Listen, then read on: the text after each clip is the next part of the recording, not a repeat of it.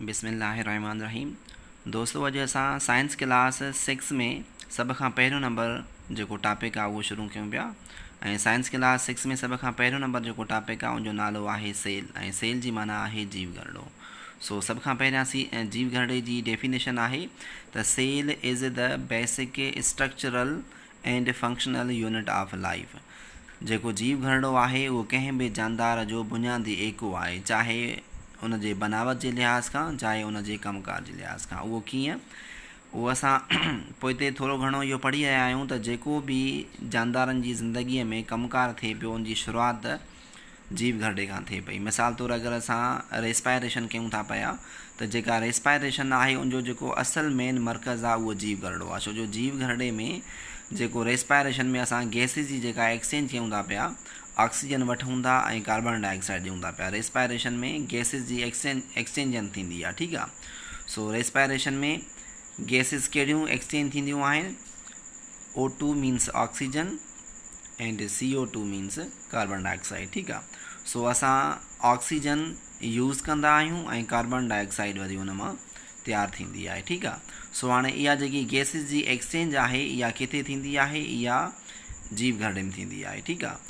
Lungs just इहे रत खां, ब्लड खां ऑक्सीजन वठी करे ॿाहिरि एयर में ॾींदा आहिनि ऐं ॿाहिरीं एयर खां वरी ऑक्सीजन वठी करे ब्लड में ॾींदा आहिनि। ब्लड खां कार्बन डाइऑक्साइड वठी करे एयर खे ॾींदा आहिनि, एयर खां वरी ऑक्सीजन वठी करे ब्लड खे ॾींदा आहिनि। बाक़ी जेको यूज़ेज थिए थो इन ऑक्सीजन जो उहो जीव घरड़े में थिए थो पियो। त हाणे जेके बि असां कमकार कयूं था पिया उनजो मर्कज़ माना जीव घरड़ो आहे। वरी ॿियो नंबर ते अगरि असां अचूं पंहिंजे फूड इनटेक में, त जेको असां खाधो ज़ाहिरी तौर ते असां खाऊं पंहिंजे हथनि सां वात में खाऊं था पिया, पर उनजो जेको मेन मर्कज़ आहे उहो जीव घरड़ो आहे। छो जो जेको बि असां खाधो खाऊं था पिया उन मां जेके न्यूट्रिएंट्स एब्ज़ॉर्ब थी करे ब्लड में शामिलु थियनि था पिया ऐं उहे यूज़ किथे थियनि था? उहे जीव घरड़े में थियनि था पिया। सो जेके बि असांजा ज़ाहिरी तौर ते ॿाहिरि फंक्शन्स तव्हांखे नज़र अचनि था पिया उन्हनि जो मेन मर्कज़ जेको आहे जीव घरड़ो आहे। त साबित थी वियो त फंक्शन जे हिसाब सां बि बेसिक यूनिट असांजो जीव घरड़ो आहे ऐं बनावट जे लिहाज़ खां बि असांजो बेसिक जेको यूनिट आहे उहो जीव घरड़ो आहे। उहो कीअं? त जेको बि असांजो जिस्म ज़ाहिरी तौर ते असांखे ठहियलु नज़र अची रहियो आहे उनजो जेको मेन बनावटी जेको एको आहे उहो जीव घरड़ो आहे। त जेके बि जिस्म जा पार्ट्स आहिनि उहे असल में जीव घरड़े जा ठहियलु आहिनि। जीव घरड़ा मिली करे ऑर्गन्स ठहंदा आहिनि। मां हिते हिन जो थोरो सिस्टम लिखी छॾियां। सभ खां पहिरियां जेको बुनियादी एको आहे जिस्म जो उहो सेल आहे। सेल मीन्स जीव घरड़ो। पोइ जीव घरड़ा पाण मिली करे टिशू ठहंदो आहे, जंहिंखे असां सिंधीअ में तांदूरो या ओॼो चवंदा आहियूं, ठीकु आहे। वरी टिशूज़ मिली करे ऑर्गन ठहंदो आहे, जंहिंखे असां सिंधीअ में उज़वो चवंदा आहियूं, ठीकु आहे। सो हाणे हिते शर्त इहो आहे त टिशू जेके आहिनि उहे सेम काइंड ऑफ सेल्स जा ठहंदा आहिनि। कोई बि टिशू तव्हां खणंदव, मिसाल तौरु स्किन आहे, मसल आहे, बोन आहे, या जहिड़ो बि तव्हां टिशू खणो उन टिशू में जेके बि जीव घरड़ा यूज़ थियनि उहे सेम काइंड हूंदा। मीन्स उहे हिकु जहिड़ा जीव घरड़ा, हिकु जहिड़ा जीव घरड़ा मिली करे हिकु टिशू ठहंदो आहे। ऐं उज़वी ठहण जे लाइ वरी टिशूज़ मिलंदा आहिनि, पर उज़वी ठहण जे लाइ टिशूज़ जो हिकु जहिड़ो हुजणु लाज़मी न आहे। उज़वो ठहण जे लाइ मुख़्तलिफ़ टिशूज़ बि इस्तेमालु थी सघनि था पिया, ठीकु आहे। जीअं असांजो हैंड हिकु उज़वो आहे ऐं हैंड में तव्हां ॾिसंदव त बोन टिशू बि यूज़ थिए थो पियो, मसल टिशू बि यूज़ थिए थो पियो, स्किन टिशू बि यूज़ थिए थो पियो, माना मुख़्तलिफ़ क़िस्मनि जा टिशूज़। नर्व टिशू बि, हथ में असांजे में नर्व टिशू बि यूज़ थिए थो पियो। माना हिकु अहिड़ो उज़वो जेको तव्हां कोई बि खणो त उन में मुख़्तलिफ़ क़िस्मनि जा टिशूज़ मिली करे उज़वो ठही सघे थो, पर हिकु टिशू ठहण जे लाइ सेल्स जो हिकु जहिड़ो हुजणु लाज़मी आहे, ठीकु आहे। ऐं ऑर्गन्स मिली करे वरी हिकु सिस्टम ठहंदो आहे, जंहिंखे असां निज़ाम या सिरिश्तो चवंदा आहियूं, ठीकु आहे। सो वरी सिस्टम्स मिली करे हिकु ऑर्गेनिज़म ठहंदो आहे। ऑर्गेनिज़म मीन्स जानदार ठहंदो आहे, ठीकु आहे। सो हीअ हिकु चेन आहे जेका कंहिं बि ऑर्गेनिज़म मीन्स जानदार खे ठहण लाइ ज़रूरी आहे। त जानदार जो बुनियादु किथां शुरू थिए थो पियो, हीअ तव्हां ॾिसी सघो था पिया त बुनियादु शुरू थिए थो पियो सेल्स मीन्स जीव घरड़नि खां। सभ खां पहिरियां जीव घरड़ा मिली करे टिशूज़ ठाहींदा पिया, टिशूज़ मिली करे ऑर्गन्स ठहंदा ऐं ऑर्गन्स मिली करे सिस्टम्स ठहंदा, सिस्टम्स मिली करे हिकु ऑर्गेनिज़म मीन्स को जानदार ठहे थो, जीअं असां इंसान ज़ात आहियूं, ठीकु आहे। सो बनावट जे हिसाब सां सभ खां बुनियादी एको जेको आहे उहो जीव घरड़ो आहे। ऐं कमकार जे लिहाज़ खां ही मां फंक्शन लिखी आयो आहियां त कमकार जे लिहाज़ खां बि सभ खां बुनियादी जेको एको आहे उहो जीव घरड़ो आहे। ठीकु आहे। सो हाणे असां जीव घरड़े खे अॻिते वधाईंदासीं त सभ खां पहिरियां जीव घरड़े जी जेका रिसर्च आहे उन जे मथां असां ॻाल्हाईंदासीं त जीव घरड़ो दरियाफ़त कीअं थियो ऐं कंहिं कयो। ठीकु आहे। सभ खां पहिरियां हिकु साइंसदान आहे जंहिंजो नालो आहे रॉबर्ट हुक। सो रॉबर्ट हुक नाले हिकु साइंसदान आहे जंहिं 1665 ईस्वीअ में 1665 ईस्वीअ में हिकु प्लांट जे कॉर्क ते प्लांट जे कॉर्क ते तहक़ीक़ कई। प्लांट जो हिकिड़ो कॉर्क आहे मीन्स गोंच आहे, उन प्लांट जे कॉर्क खे उन खूरदबीनी मीन्स माइक्रोस्कोप जे हेठां रखी करे तहक़ीक़ कई त उनखे नंढड़ा नंढड़ा हीअं घरड़ा नज़र आया। ठीकु आहे। सो ही नंढड़ा नंढड़ा उनखे घरड़ा नज़र आया। सभ खां पहिरियां जेको डिस्कवरी थिए थी पई जीव घरड़े जी त उहा ईअं थिए थी पई त हिकिड़ो ॿूटे जो कार्क मीन्स गोंच खणी करे हुन माइक्रोस्कोप जे हेठां रखियो रॉबर्ट हुक त हुनखे ॿूटे जे हुन कार्क में नंढड़ा नंढड़ा घरड़ा नज़र आया ऐं उहे घरड़ा जेके हुया उन्हनि जी जेका स्ट्रक्चर हुई उहा माखीअ जे मीनारे सां रिसेंबल करे पई। मीन्स तव्हां ॾिठो हूंदो जेको माखीअ जो मीनारो हूंदो आहे उहो बि नंढड़नि नंढड़नि घरड़नि जो ठहियलु हूंदो आहे। ठीकु आहे। ऐं माखीअ जे नंढड़नि नंढड़नि घरड़नि खे सेल्स चइबो आहे। ठीकु आहे। माखीअ जे नंढड़े घरड़नि खे सेल्स चइबो आहे। इन करे हुन बि हिन खे जॾहिं ही जेके घरड़ा कार्क में जेके हिन खे घरड़ा नज़र आया उहे माखीअ जे मीनारे जे सेल्स सां रिसेंबल कनि पिया त हुन माना हिन खे नालो ई सेल्स जो ॾिनो। सो शुरूआति माना जीव घरड़े जी दरियाफ़त जेका आहे उहा 1665 ईस्वी में थी रॉबर्ट हुक नाले साइंसदान कई जंहिं प्लांट जो कार्क जेको आहे खूरदबीनी मीन्स माइक्रोस्कोप जे अंदरि रखी करे ॾिठो त हुनखे माखीअ जे मीनारे जहिड़ा कुझु नंढड़ा नंढड़ा घरड़ा नज़र आया ऐं माखीअ जे मीनारे जे नंढड़े घरड़नि खे सेल्स चइबो आहे त हुन बि इन सेल्स मीन्स जीव घरड़नि जो नालो सेल्स रखी छॾियो।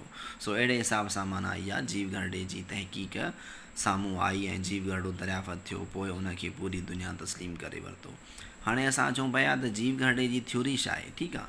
सो थ्योरी ऑफ सेल्स माना जीव घरड़े जो नज़रियो। सो जीव घरड़े जो नज़रियो छा आहे त जीव घरड़े जे नज़रिए में 3 शयूं इनक्लूड थियनि थियूं पयूं। ठीकु आहे। सभ खां पहिरियां त ही जीव घरड़े जी थ्योरी जेका आहे इहा कहिड़े साइंसदाननि या कहिड़े इंसाननि पेश कई। सो जीव घरड़े जी जेका थ्योरी आहे इहा तक़रीबन 19वीं सदीअ में पेश थी। ठीकु आहे। हिते मां 19th सेंचुरी लिखी छॾियां थो पियो। ठीकु आहे। सो 19th सेंचुरी में हाणे ही दरियाफ़त कॾहिं थियो आहे 17 सेंचुरी में। जीव घरड़ो जेको आहे 17 सेंचुरी में 17 सेंचुरी खे छो था चऊं पिया त 16 सेंचुरीज़ पूरियूं थियूं आहिनि ऐं 17वीं सदी जे 65 साल में।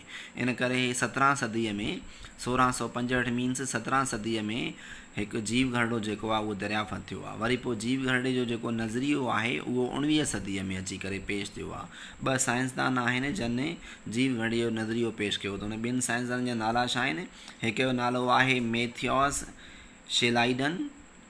मां हिते नाला लिखी छॾियांसि थो। ही इंग्लिश पर्सन्स जा नाला आहिनि थोरा डिफ़िकल्ट आहिनि इन करे मां हिते लिखी छॾियां थो पियो मैथियस शेलाइडन हिन जो नालो आहे। हिकिड़े जो नालो आहे मैथियस शेलाइडन। ठीकु आहे। सो हिकिड़े जो नालो आहे मैथियस शेलाइडन ऐं ॿिए जो नालो वरी आहे Theodore शेवान।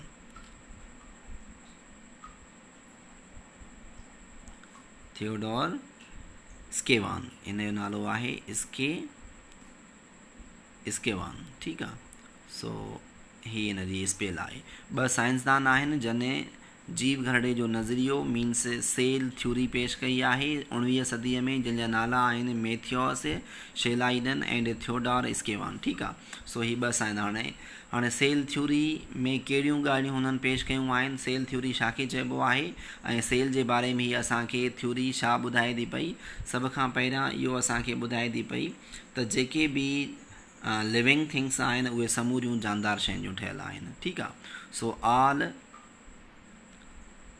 Living things are composed of cells. ठीकु आहे। सो हाणे सभ खां पहिरियों जेको सेल थ्योरी जो जेको नुक़्तो आहे हिन में 3 नुक़्ता शामिल आहिनि। सभ खां पहिरियों जेको नुक़्तो आहे त समूरियूं जानदार शयूं जीव घड़नि जूं ठहियल आहिनि। पोइ जीव घड़नि जे हिसाब सां के जानदार शयूं सिर्फ़ु हिकु जीव घड़े जूं ठहियल आहिनि ऐं के जानदार शयूं वरी घणनि जीव घड़नि जूं ठहियल आहिनि। सो हाणे असां हिते लिखंदासीं त ॿिनि क़िस्मनि जीव घड़े जे हिसाब सां जानदार शयुनि जा 2 क़िस्म आहिनि। हिकिड़नि खे चइबो आहे यूनिसेल्यूलर